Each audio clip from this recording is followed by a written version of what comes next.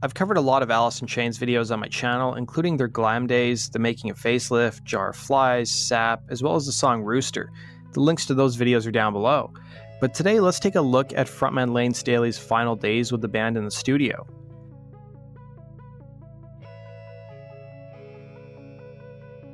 Alice in Chains would establish themselves as the first band out of Seattle's so-called grunge movement to have a gold record with Facelift.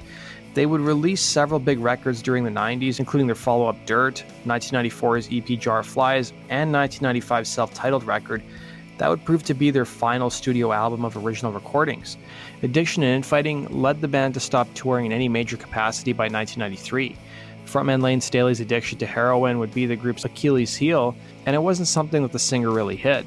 A lot of the group's 1992 album Dirt captured Layne's struggle, as did their 1995 self-titled record. The band's last major appearance on the road would be in 1996, a year that saw the band briefly open for Kiss on their reunion tour and make a few live TV appearances in addition to cutting an unplugged album for MTV. It was obvious from Layne's changing physical appearance by 1996 that he was struggling with addiction. Following that summer, Alice in Chains' camp would lie dormant, and Layne would be hit with devastating news in October of that year when he learned that his ex-fiancée, Demery Parrott, had died. It was said by those close to him that he never fully recovered from her death. It was during this time there'd be the odd news story about someone running into Layne, a lot of which is captured in the book Everybody Loves Our Town and Grunge is Dead.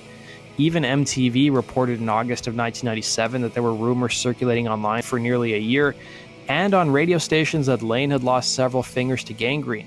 The rumors likely stemmed from a 1996 profile that Rolling Stone did on the band that highlighted his personal problems with drugs.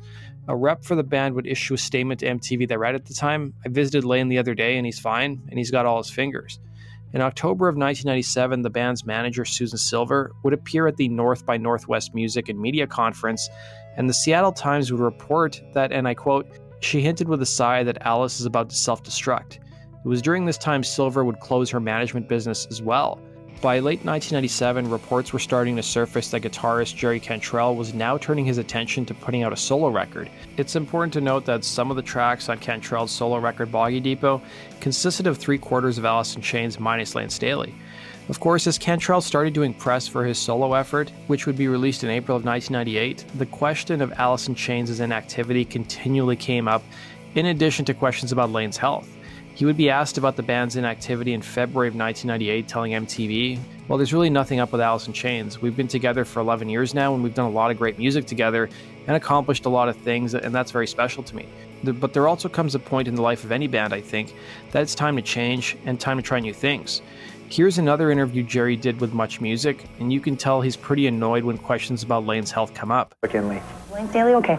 He's fine. He is? Yeah, Good. he's fine. Right on. And Jesus. I had to, Yeah, I know. you might as well say it up front. It's just very funny every time I get that question, you know. I think I'm supposed to get some sort of status report on it. No, he's fine. He's probably home recording the song right now. Cool. Yeah. So he's better than ever? Actually, he's conditioning himself for the Nagano Olympics. According to MTV News, it was around this time that Columbia Records, the band's label, had taken out ads in Billboard magazine touting a new box set called Men in the Box, but the band would deny that anything new was on the horizon, calling the ad, and I quote, premature. Jerry would assemble a solo band that included himself and his Alice bandmate drummer Sean Kinney to tour in the summer of 1998, opening for Metallica and playing alongside Days of the New. Side note, guys, I've done a whole video on Days of the New, the link is down below.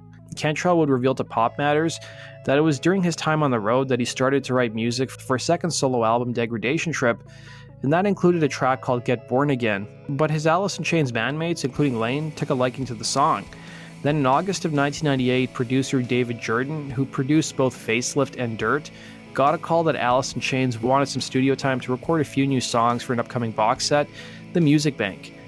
Jordan at the time was working in his El Dorado studios with The Offspring, recording their record Americana. The Offspring, who were signed to the same label as Alice at the time, allowed Alice to use the studio. But due to the tight scheduling, the guys in Alice in Chains could only come in for one weekend, and that was on August 22nd and 23rd, and there would be foreshadowing of what would happen.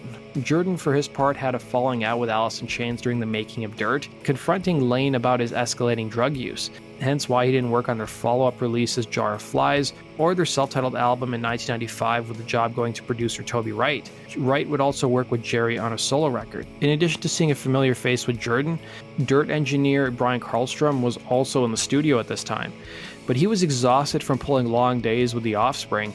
Based on Jordan's conversation with Alice's manager, the idea was that each of the 2 days in the studio would be used to record, overdub, and mix one song. Things didn't exactly go to plan. While Jerry, Sean, and Mike from Alice showed up in the morning of August 22nd and recorded their parts fairly quickly, Layne wouldn't show up until sometime after midnight. Karlstrom was shocked at Layne's appearance, recalling in the book Alice in Chains: The Untold Story.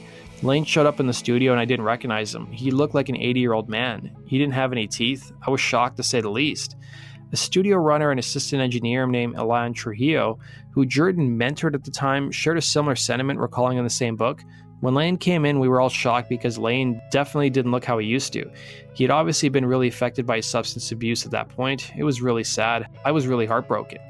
But despite Layne's change in appearance, his humor and wit were still there, according to those who took part in the recording session. Layne would spend time in and out of the bathroom, nodding off on the couch, and August 22nd happened to be his 31st birthday. Trujillo had arranged for a cake to be brought into the studio, and everyone would sing Layne happy birthday and give him a card. It was now 5 a.m. in the morning, and Layne wanted to continue to work, but the studio staff and the band were exhausted and wanted to come back the following day. But Layne claimed he had to go back home to Seattle for his sister's wedding. Author David DeSola, who wrote Alice in Chains: The Untold Story, did a check for Layne's sister's marriage certificate and found that there was no license for that weekend, as his sister had gotten married earlier in the year and Layne was not present at the ceremony. Jordan suspected that Layne wanted to go back to Seattle to score. DeSola would write in his book what happened next between Jerry and Layne, with Jerry yelling Layne's name in an exasperated tone of voice, with him writing, "Layne turned into this little kid that had been reprimanded severely by his parents. It was one of the strangest things I ever saw, how Jerry wasn't putting up with Layne's BS anymore, and Layne, who had such a strong personality, completely turned into nothing. He wasn't crying, but he looked like he was about to cry. Layne acted like he was afraid, terrified of Jerry."